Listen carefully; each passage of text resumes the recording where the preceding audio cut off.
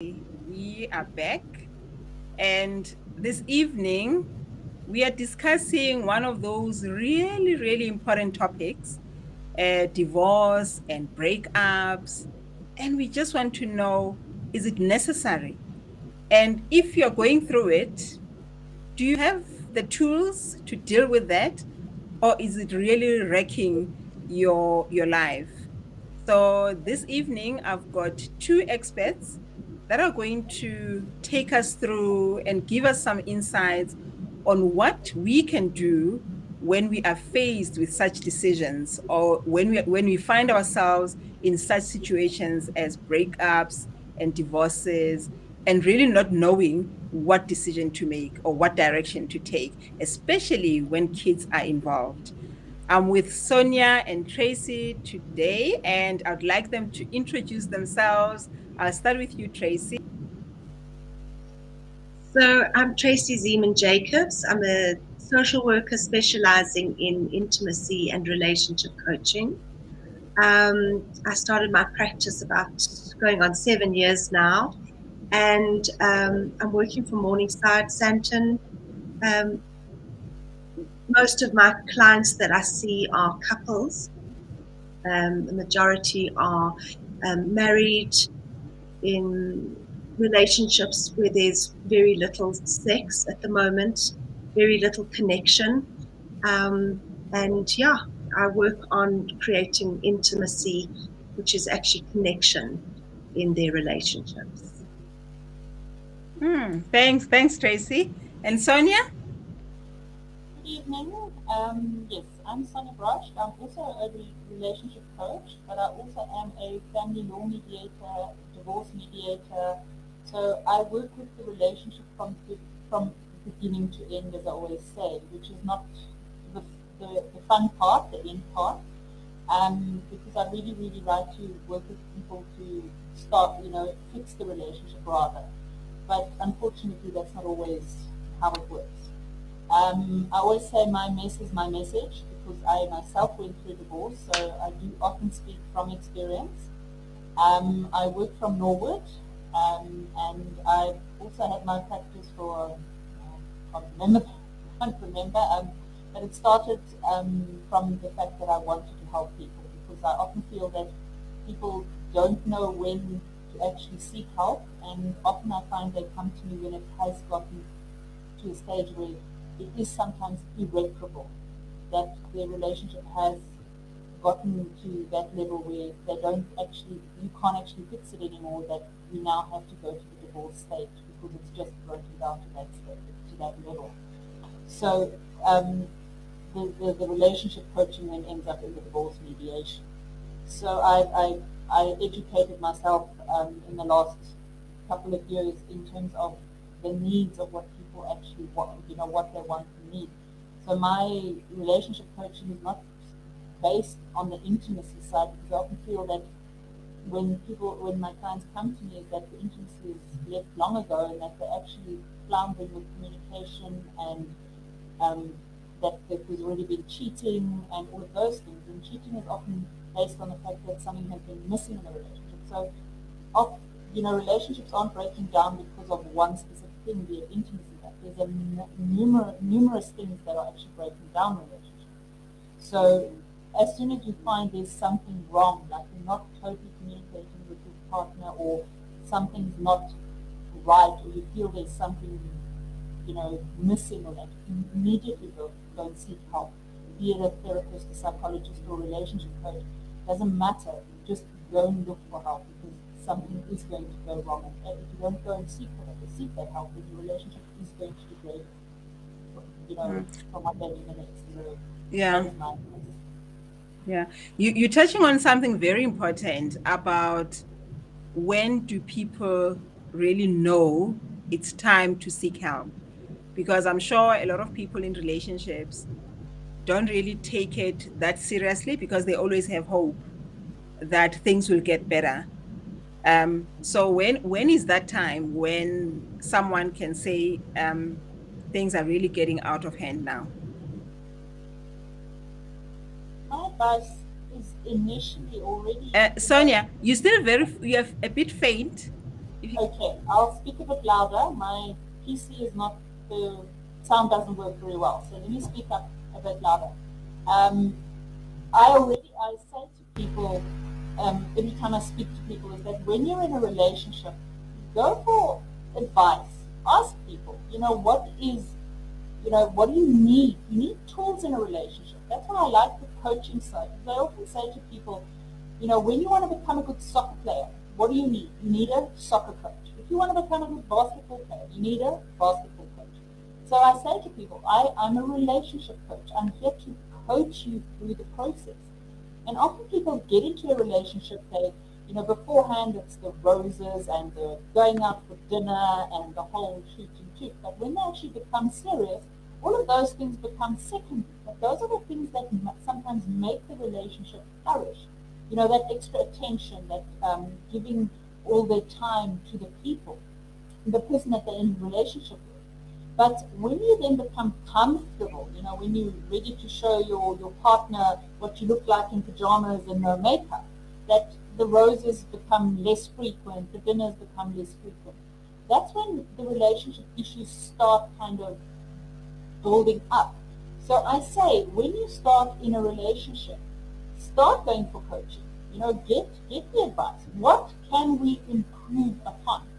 Because often enough, the role models we have as parents, they didn't have the best tools, so they didn't impart the greatest tools to us as children. So, yes, they had long marriages and that, but I often think that they stuck it out because that was the way, they went in, they committed to marriage, etc. But we don't have the best tools. How do we communicate better? What can we do to keep our partner interested, especially in the intimacy side, which I think Tracy can elaborate on a bit more. But come to a coaching session.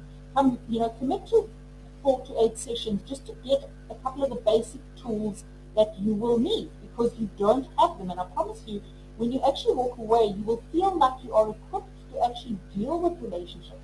Because when people often, as I said, arrive in my practice, the relationship is degraded already. They're busy fighting like cat and dog. They're throwing names at each other. There's nastiness going on, and we can prevent that by giving the tools of how to fight properly, because it sounds strange, but yes, fighting is part of a relationship. That there needs to be discussion, there needs to be disagreement, and we can agree to disagree in a relationship. There's nothing wrong with it. But how do we do that properly? There's rules to it. Yeah. So maybe, thanks, Sonia. So maybe, Tracy, you can come in there where we talk about when do we go and see a person and what tools can we use? I usually see my clients, they land up at my door when the relationship has just reached a point where it's either make or break. So I'm sorry if my dogs are barking. I actually realized the door's not closed. So they really reach my door when it's make or break. We're either going to work on our relationship, or we're getting divorced, or we're breaking up. And they, for some couples, they can go forever without sex. But then one partner actually says, I've had enough. I cannot live in a sexless marriage, or they want a baby, and they're just not managing to get the sexual intimacy going. So that's really where we get to. And in terms with where do we start? Well, we really look at what is going on in the relationship and how has it got to this point. And I always say to them, there are no coincidences. You landed up here at my door at the exact time that is, it's meant to be. And so, I just find it a little bit of divine intervention, that they land up at my door when they're meant to be here. Yeah. So what can we say to people that are on the verge of making that decision and not knowing whether to proceed or to give it another shot? What can we say? So is there a point where we know that there's no going back? or even at that point, there's still hope. And if there is hope, what are those tools? Like I know Tracy, like with Imago, that you can encourage people to listen to each other. Yeah. I think that for me, the biggest sign of hope is when both partners come willingly, and they both are 100% in the process. They both want to be there. Because if they are not 100% committed, it's not going to work. What I find difficult is in a case where there's been an infidelity and there's still so much blame going on and there's still so much resentment, which is absolutely normal. And a lot of the time couples find it so difficult to move out of that blame and resentment. And if you can get the couple out of that zone, then there is hope to even get through an infidelity. It's a hard one, but there is hope. Yeah. So, but does it help to get them to speak to one another and to listen? Because sometimes it's really not about the issue itself, but about the individual. So how do we make an individual to look at themselves and see their contribution into the demise of the relationship? How can we get through to people? Because who knows, maybe divorce is not even necessary. Breakups are not even necessary, because usually it is not about what is happening or what the other person said, but it is actually about that individual. So are there any ways that we can use to help people to realize that, to admit?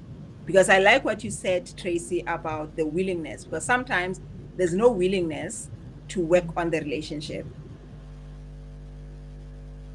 Sonia, would you like to respond?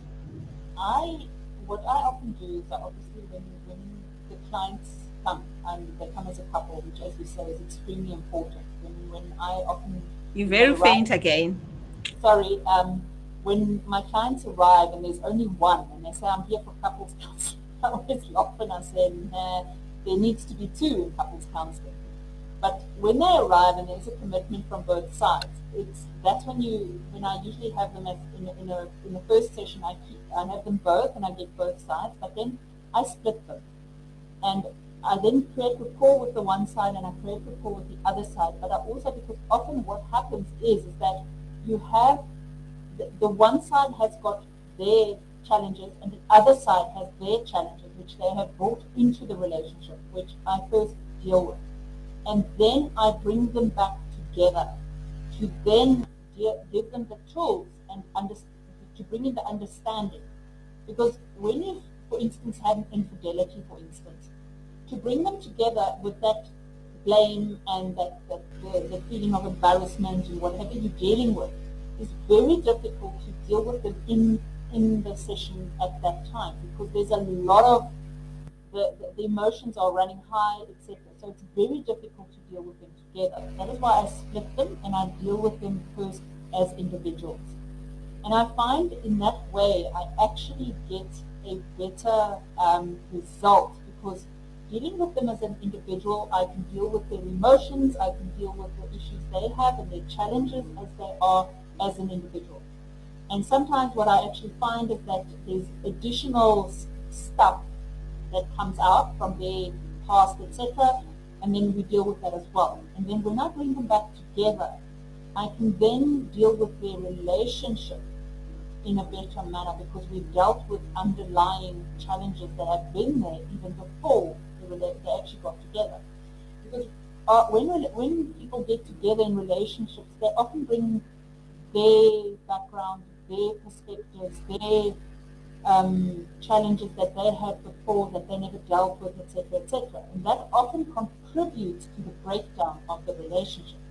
So if I've then dealt with it in the individual sessions, it helps with then building up the relationship again. So that is how I deal with my relationship coaching, because it's and you're finding that it does help. Yes, it's acknowledging. When you get each one to sort of acknowledge what Yes, challenges they have brought into the relationship. yes, and it's also acknowledging the individual first and then acknowledging them within the relationship. So it's my approach, and I've actually found it to be fairly successful. But if you've got them at that stage where the one person has actually already decided, I'm done, I'm finished, I'm moving on, you can stand on your head and do cartwheels, you're not going to fix that relationship. And that's what Tracy, the wording you used about it's make or break, that I don't know if you found it, but I have found that in relationships, there's sometimes one person who's actually made the decision, they've moved on. They've divorced, they just need that partner to do the typical, let's go to therapy, we've done it, but I want the divorce. And I do find that in my practice as well. I don't know if you've had that. Yeah. Tracy, you wanna add? Yeah, I find that it definitely is a difficult case where the one partner has already left the relationship, and the other one is still kind of hanging in there, hoping that there will be some kind of resurrection, or some kind of hope that it's gonna move on, it's gonna improve, and I find that quite dishonest. Especially if you're making the effort to come to therapy, at least be honest and say, I'm not in it anymore, I'm out. So, but I generally am able to pick that up in terms of energy, and I just deal with it right there and then. And yeah, I have had a couple where I've had to be quite forthright and said, it doesn't seem as though you're in it. And yeah, there and then they made a decision to separate, and it was exactly what was needed. Also, another situation where the couple were just, the woman was just not prepared to back down on the blame and the victimization, and she was going to make his life a misery forever, and she wasn't prepared to see any chance of viewing the situation any differently. So they stopped therapy. It all depends on how badly they want to look at their relationship as a new one. I love Esther Perel. She looks at infidelity as the opportunity to get remarried and to relook and restart. Restart. That was the old marriage. Let's look at the new marriage. Let's take what we've learned from the old marriage and use it in the new one. So, and there are lots of opportunities to doing things differently. Also, I love the way she says that we were naive when we got married the first time. Now we're no longer naive. What we know for certain is that nothing is for certain. Whereas in the first marriage, we were naive. We thought that nothing could go wrong. Now we know that anything can go wrong. So, yeah. Wow. So you just said something that is also very key, of having one of them having exited the relationship already, but not vocalizing it. And usually something like that would have a very serious impact, especially if they're children. So how do we deal with something like that?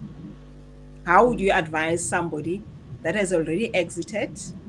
Because obviously there could be a lot of animosity between the two, but how does it impact everyone else around them?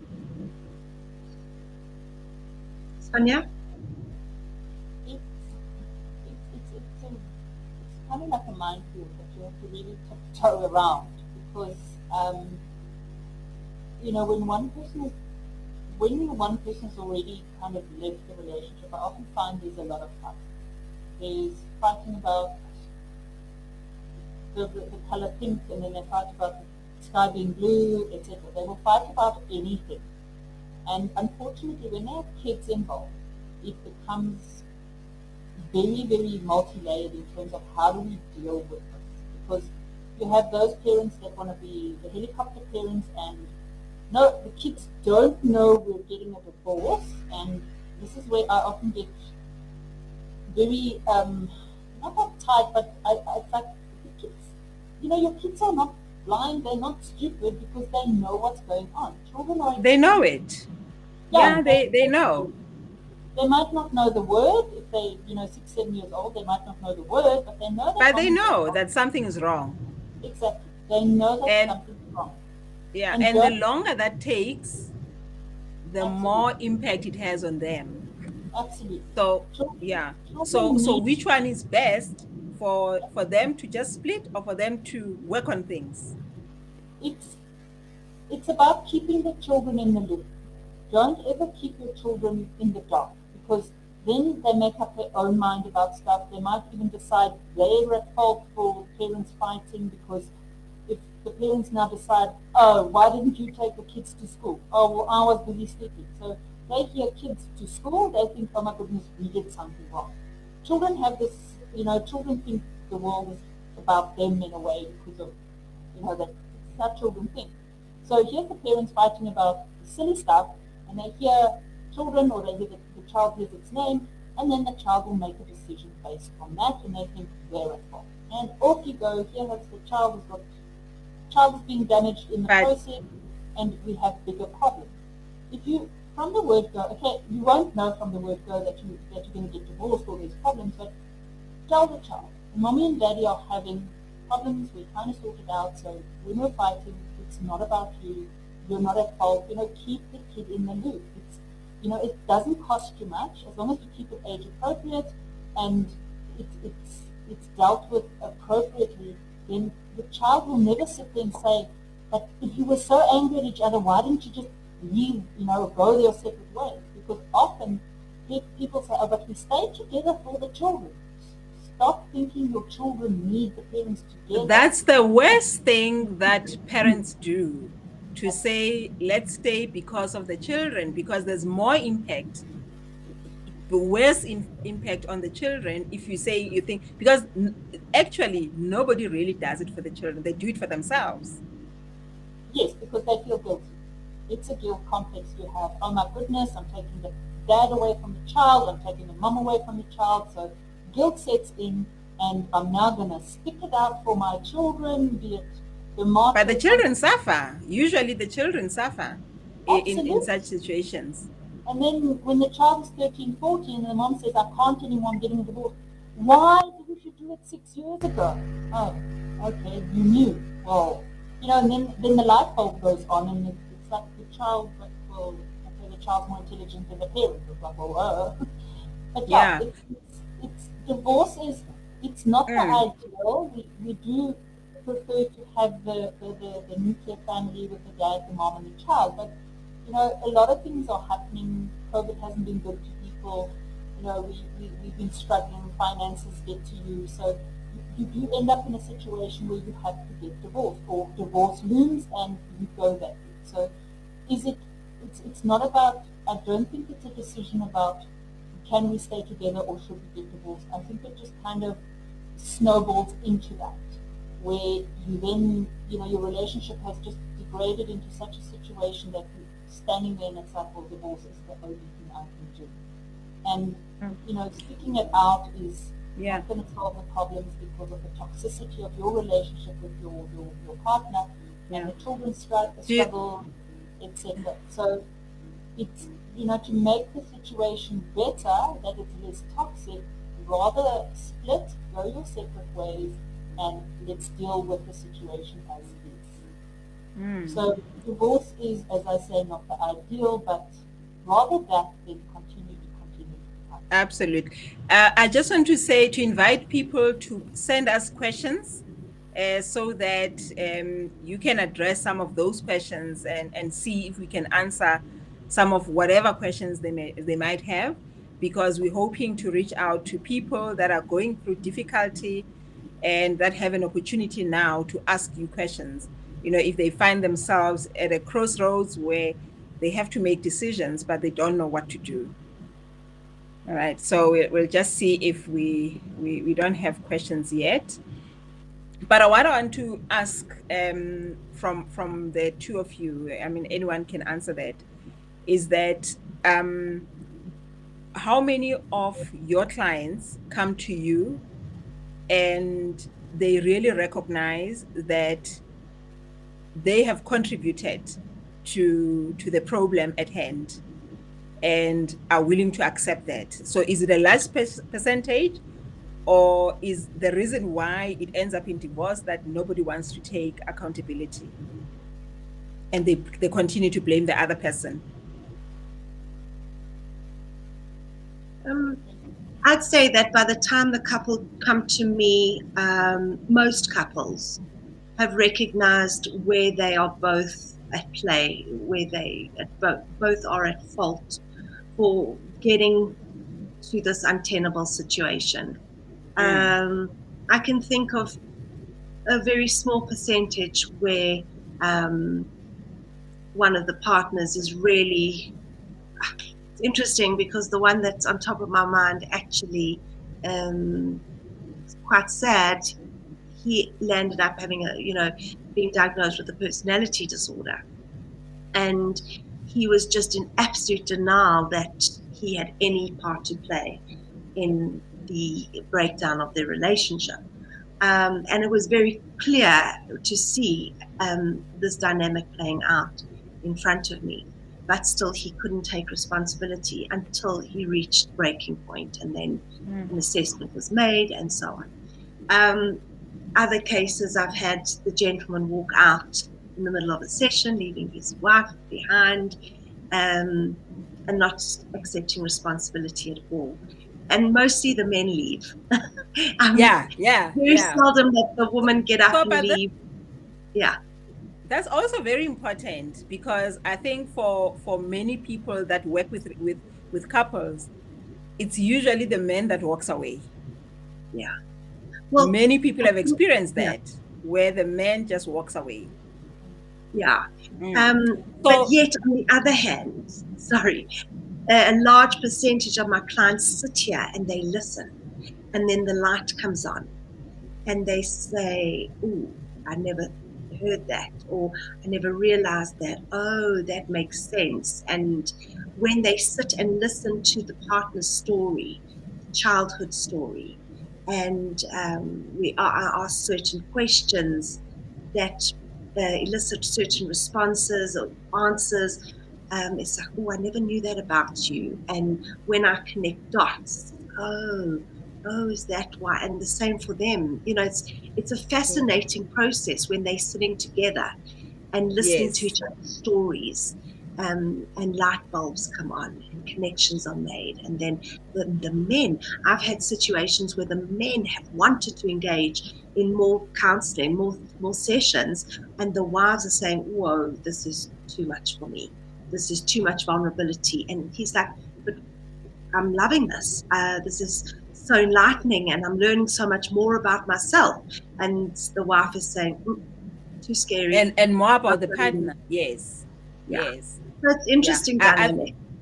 I think what's also very important is what I think Sonia said it as well, that it's important to start having those sessions even when there are no problems, because it's like sort of something of a maintenance kind of thing, where you just touch base to make sure that you're on track, you have the tools to deal with issues. So I want us now, let us say the couple fails to repair the marriage or the relationship, and they decide to break up, but they've got children in the mix, and now they start to meet other people, and now and maybe those people also bring their own kids into the relationship.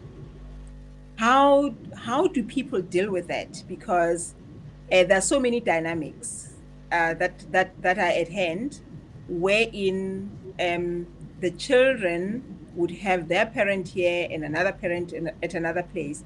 And we've seen a lot of blended families where there are lots of challenges. So how do we navigate that? How do we deal with baby mama dramas and baby daddy dramas? Because that also puts so much pressure on the kids. But however, I've also realized that it also allows the children to manipulate both sides. So how do we maintain that balance to ensure that everything is done in the interest of the kids, and parents don't allow the kids to manipulate them, because in the end, it affects the kids? How do we deal with blended families? Wow. You've opened up a hornet's nest.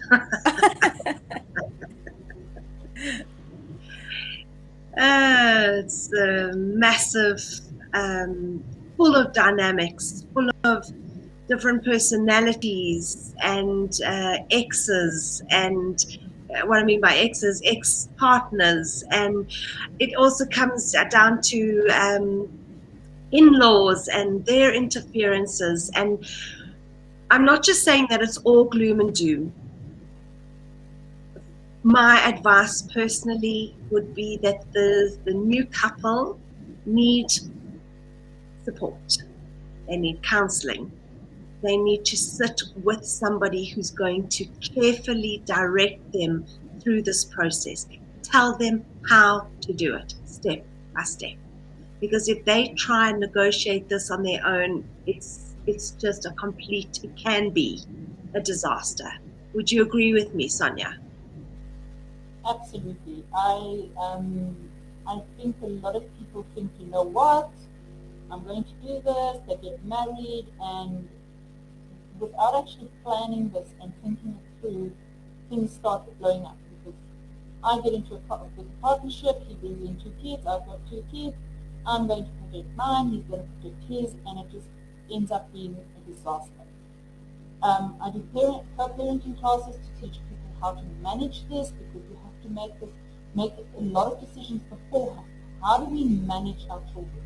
Because when you get into that relationship, you're going to have to manage your own relationship. You've got to respect the kids that are coming in. You've got your child that was the eldest, then he brings in his kid, and that becomes the eldest, and it just throws the whole dynamic out again. So there are so many different levels that you're going to have to look at that people don't consider. So it is such a another minefield that you navigate into. So parents really need to, it's not about we trying to tell you what to do. It is really just about helping you navigate this new area, because you've come from a traumatic experience with your ex, because mostly, divorce is traumatic. It doesn't matter if it's been an amicable mediation or you've gone to court or whatever. It is traumatic because you've been together with this one person, you've had children, and now you've got to navigate again. Am I going to get married? Now there's another person bringing in new kids, and it's a scary field. It's scary. Am I going to make this work? Is it going to be successful? My first marriage wasn't, and you question all of these things. And now, you can't just walk in saying, it's going to work. You just let it grow organically. I like what you said. Yeah, I like what you said, that it's not about managing them, but it is about providing them with the tools to be able to manage the situation, so they can still make decisions of how they want to run their family. But at least they've got some guidance and some tools from a professional. There's a question here. It says, why at times there's an expectation when married that one must accommodate children from a previous marriage or relationship? Can I answer that? Why? Because they're children. Simply because children need to be protected. They need to be accommodated. They didn't ask to be put into this situation. That adults need to realize that they need to be adults and they need to look after children. And it's not about accommodating children. It's about making sure that children feel safe, secure, and that they are not, you can really psychologically damage a child when you have to accommodate a child from another relationship. And that's where definitely with some skills and tools, with the help of a counselor, therapist, the children, the couple need to know how they're going to make the children from both families feel safe and secure, and equal in this new blended family.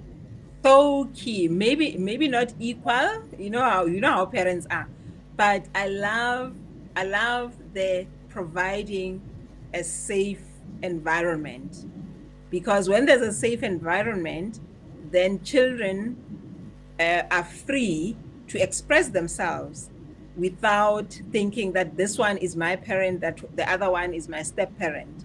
So if there's a safe environment, it allows them to open up and be children and just grow up like any other child. So I really love that, to provide a safe environment for them to be able to thrive. And I just want to add to that, which is also key, is the concept of respect. You've gone down again, the I volume. think what is also key is the concept of respect for children. Because I don't think especially in South Africa, that a lot of times children do not get respected. It's often bandied about, you have to respect your partner, you have to respect your elders, and all of these concepts. But what about respecting children? Why don't they Respecting respect children. they're just as much a human being. They have human rights and all of these things, but nowhere there do parents actually ever talk about respect your child.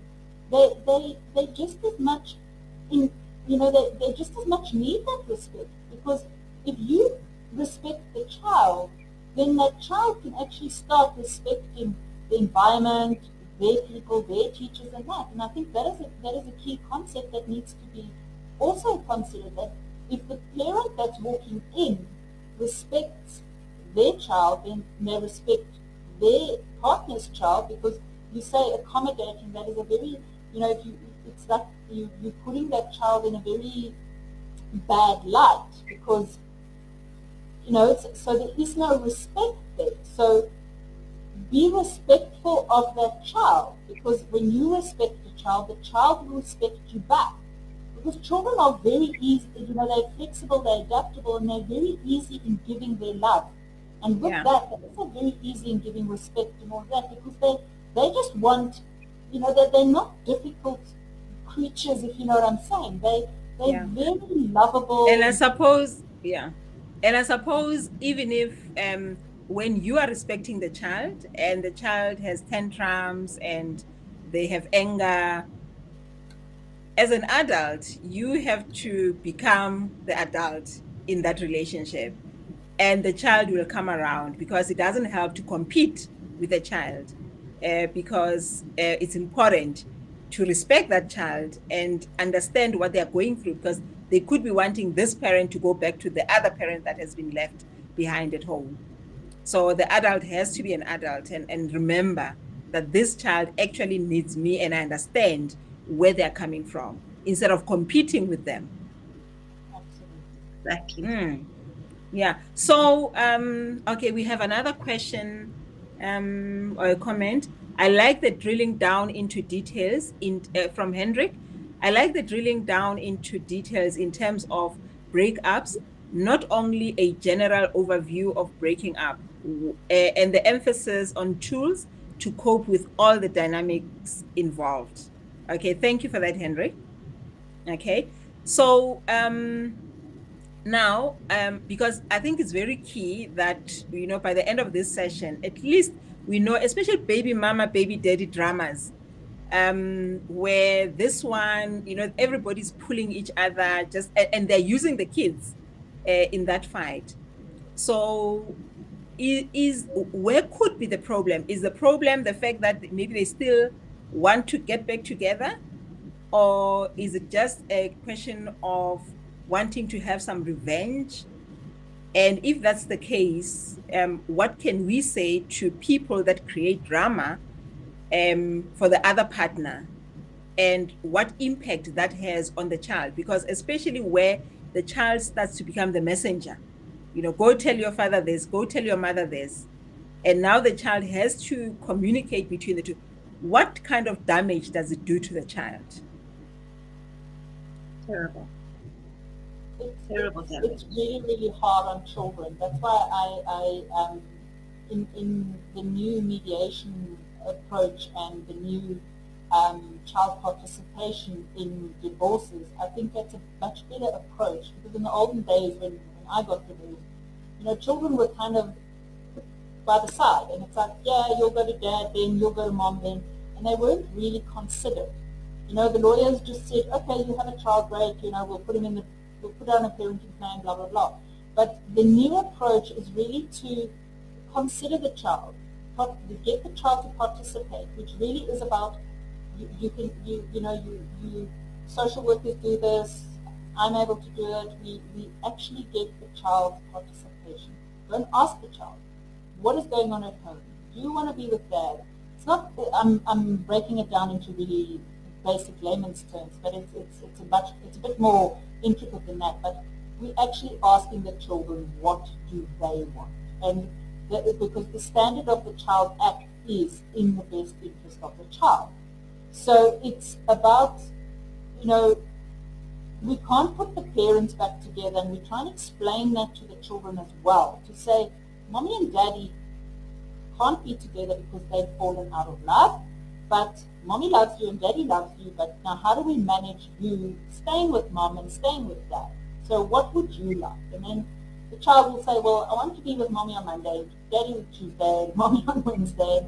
We say, okay, but that doesn't totally work because it's not viable. We explain to them that let's make it 1 week mom or 1 week dad, or every second weekend dad, and mom gets the other weekend, and on Wednesdays dad will fetch you. So we try and get the child participation for them to understand why mom and dad are breaking up. And so there's much more participation now than it used to be, because there's also that concept of the children have to understand that the breakup is because mom and dad don't like each other anymore. But it's also the concept of parents need to be guided through this to make the child understand that I'm not taking mom and dad away from you. I'm not, there's a lot of, so there's also that guidance that needs to happen, because I'm trying to answer the question about some children don't buy into the notion of their parents not being together, that you're taking the child away from them. And it's about how the parents are managing it. And often they don't know how to manage it, because divorce is not something you get taught in LO or something you learn from your parents. It's a totally new arena.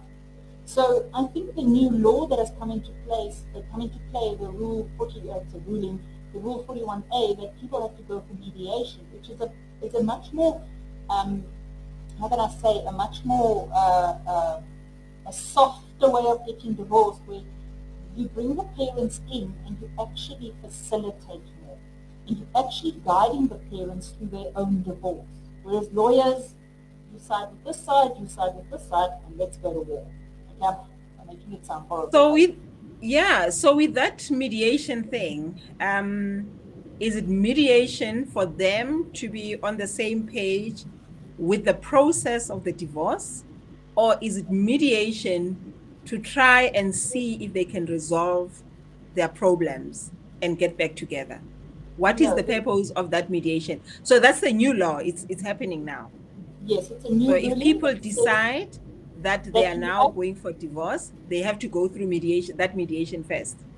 Yes, the mediation it's because the courts were being too they were too busy with all the legal litigation of divorces. So now what they're trying to do is to take the pressure off the courts, that the people go to mediators to mediate their divorce, which means it's not to fix the relationship, it's to mediate the divorce.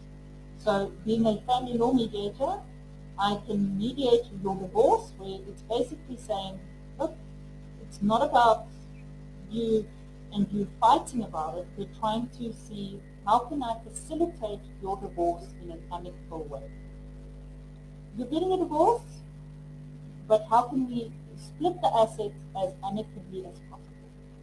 And there's still child participation, there's a parenting plan that gets done, there's maintenance that gets discussed. I do the whole thing for you in as amicable as possible way. So it's not about you finding a lawyer, the partner finding a lawyer, and then we go and hash it out. And because we can't agree, we go to litigation, which goes to the courts. So the courts Yeah, that's very important. That's very important to know, because that could also reduce the, like the conflict and the infights between the couple. I just want to go back to the issue of blended families again, especially around either the woman not accepting the kids from another relationship, or the father or the man not accepting the kids that come with the woman. And in some cases, the woman has to leave the kids with her parents so that she can come into the relationship. So have you experienced something like that with your clients, and what has been the result? I have experienced that, and it's about dealing with the parental maturity, if you want to call it that, because it's about teaching the parents that it's actually not about them, it's about the children, and they need to understand that they're entering into a union without, that you can't say, I'm marrying you, but I'm not marrying your children. You come as a package.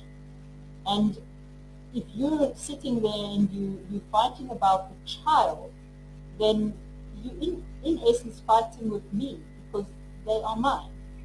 And it's a concept of that you have to teach them kind of, you can't have me without my child.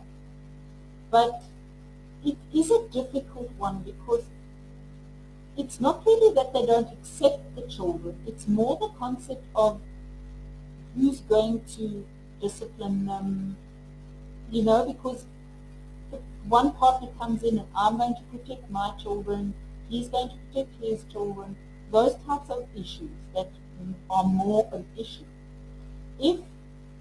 And this is what usually happens, if the partner is not going to accept the children, then the relationship usually kind of peters out, because you come with your children. So that's not really so much the issue. It's usually after they've married or after they've moved in together that the nitty-gritty that they can't. They start to emerge. Yes. Yeah, those are the things, and that's why when we do the co-parenting in blended families, is that we say before you actually get married, you need to have your who's going to discipline. That the kids, that you have family meetings, that when there's a decision made, that this gets disseminated to all the kids, that discipline will be done by both parents. That if I see, so maybe it's advisable. Yeah, maybe it's advisable that before the marriage, that they have those kinds of ground rules, and the kids start to understand that there's a new family now, and they know what would happen in the new setup. Absolutely. Yeah. I'd just like Tracy. to add something. Yes. I would look seriously at the type of man that this woman would like to be with. For me, there are red flags there. Why is this man so threatened by this woman's child? I look straight away at the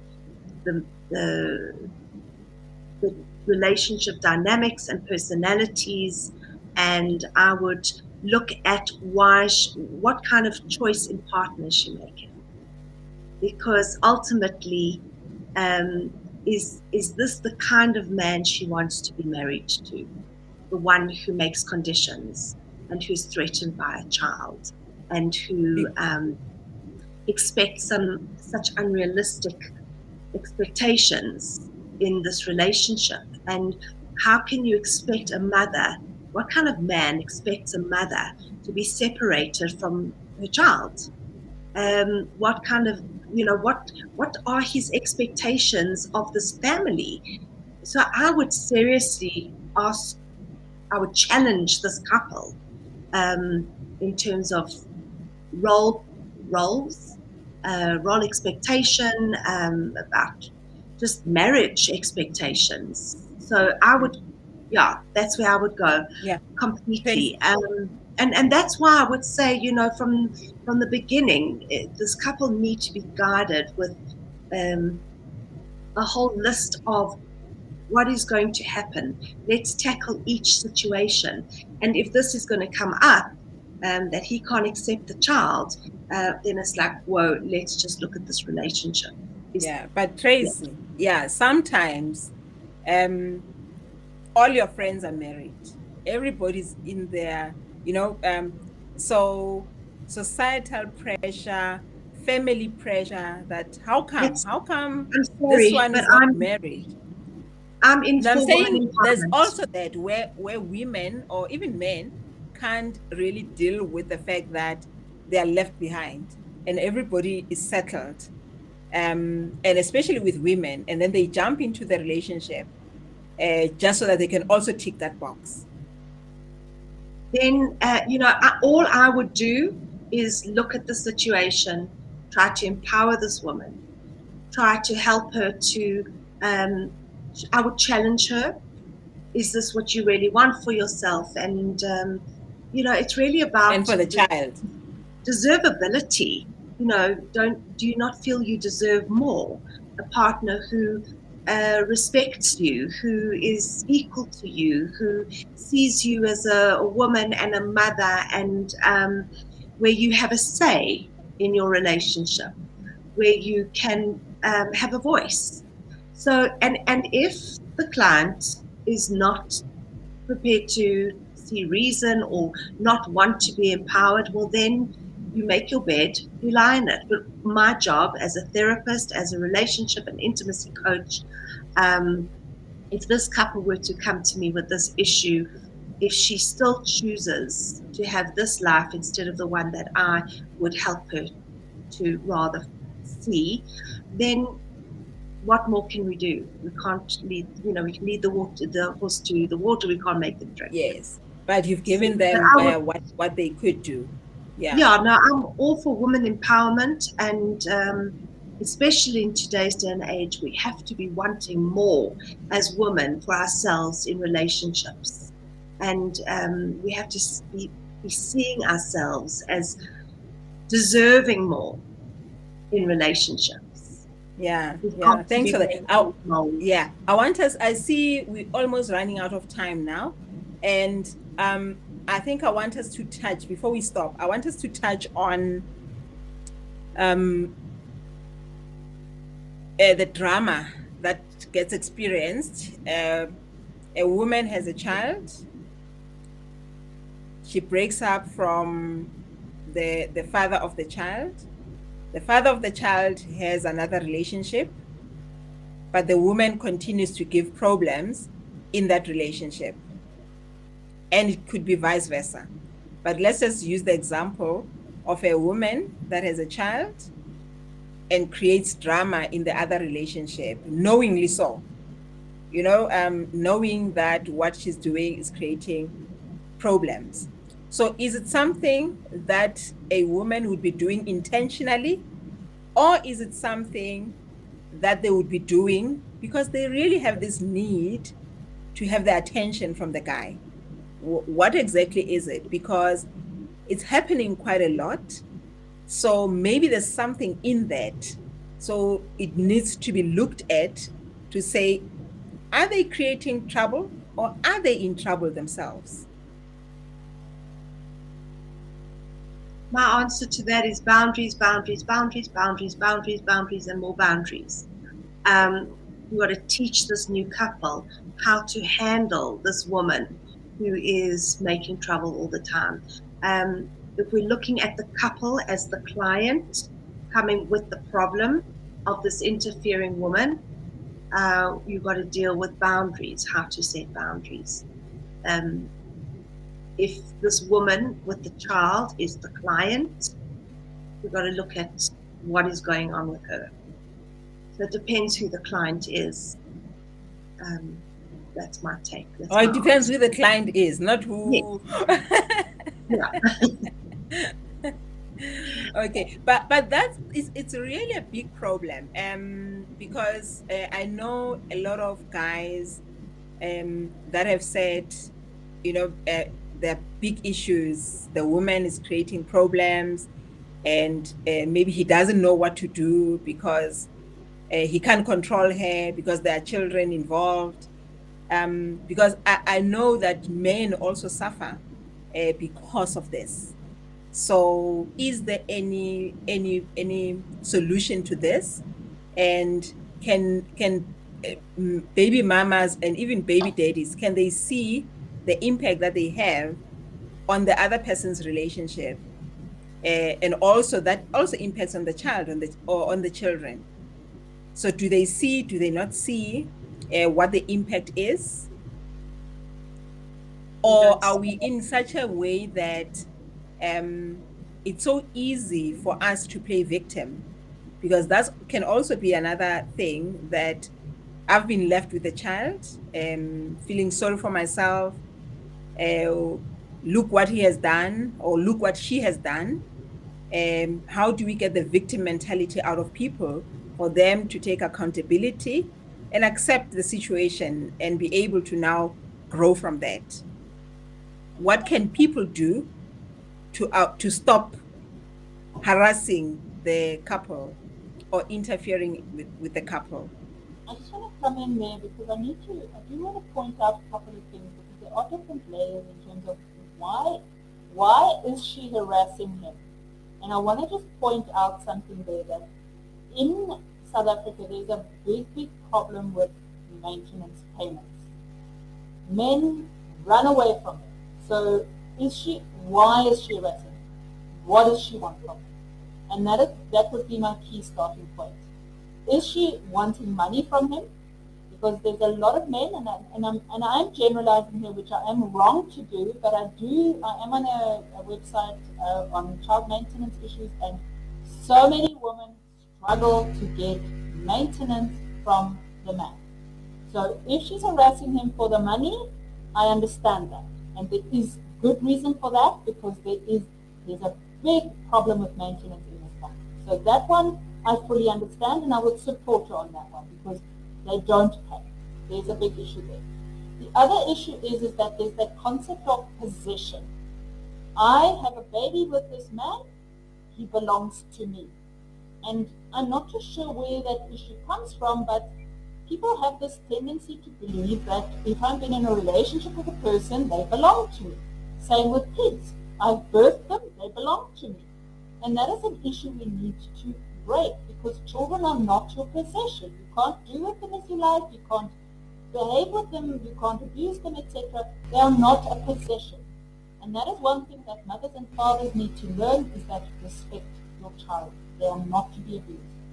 So that is another thing. So I think you have to break down the issue of what is the actual reason behind it. So I think that is so important, Sonia, because somewhere, somehow, the child is being abused in the process, because they have to be pulled and pushed between the two parents. They're used to get things from the other person, and it may not be physical, but it's abuse. It's abuse of the child.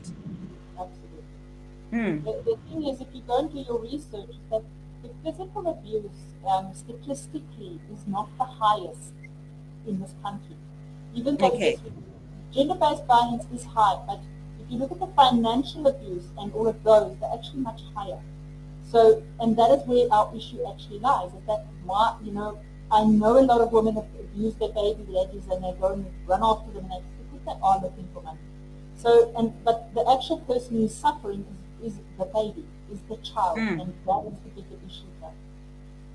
So, yeah, I agree. Yeah, I think just in closing, so we can have a few more words to close off our session. Tracy, you were saying? I just think that if adults were to realize that the children, that they need to have the best interests of the children at heart, I think we can sum this all up by saying that when couples divorce, even when they fight as married couples, it's very, very important that they have the best interests of their children at the forefront of their minds. And a lot of the time, we are so hurt as adults that we can only think about our own pain. But again, I have to stress that we are adults. We need to take care of ourselves, as best as we know how to, as adults, be it counseling, therapy, whatever way we need to look after ourselves. We have to look after these innocent children who are depending on us as adults to protect them and keep them secure. And if we could just get that into the minds of all the adults in these very heartbreaking situations, divorce and remarriage is very, very heartbreaking. But we have to remember to not use our children as tools, to not use them as messengers, to not make them feel that anything is their fault, and just to protect them and keep them loved, and just to make sure that they survive this trauma, because we are adults, we can look after ourselves, they can't. Thank you, Tracy. And Sonia? Can't hear? I fully agree with you, Tracy, that children need to be respected as human beings in their own right. And they're not ping pong balls.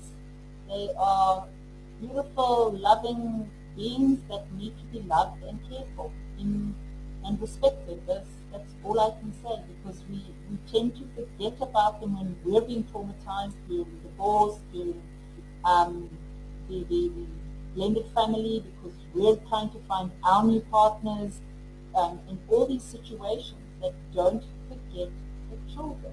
They are so vulnerable, they are so small and don't have the coping mechanisms to deal with stuff.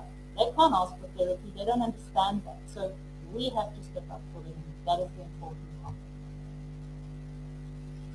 All right. I think from my side, thank you for that, Sonia. So from my side, what I want to say is we have children that are older and in blended families. So what I would like to say is sometimes when they are also going through their own stuff, it's important for the children to understand that their parents could be going through a very tough time.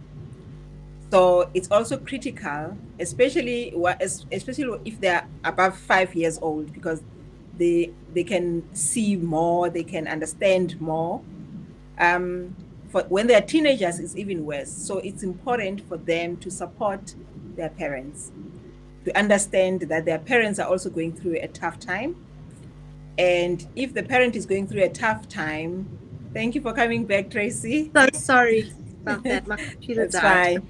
Yeah, so I was saying, so for teenage kids, it's important for them to support their parents, because parents could be going through a very tough time, a tough time because of loss, because of not knowing what is going to happen. So when they have a child's support, not as in choosing sides, but a support in terms of understanding that mommy is going through this or daddy is going through this, and just responding well and knowing that everybody is going to be okay at some point if they all work together. So thank you very much for joining us tonight. And I'd like to thank everyone that has participated, that has been watching. And I really hope once more that from this discussion, somebody or some people will take something out of this to help improve on their relationships, improve on their family lives, so that they can heal and they can raise children that are not harboring a lot of trauma that they would have to deal with at a later stage in their lives. So thank you very much. My name is Matsileng Mohodi, and we will continue doing this on a weekly basis to try and find solution and discuss very difficult issues. Thank you very much, and good night, goodbye. See you again very soon.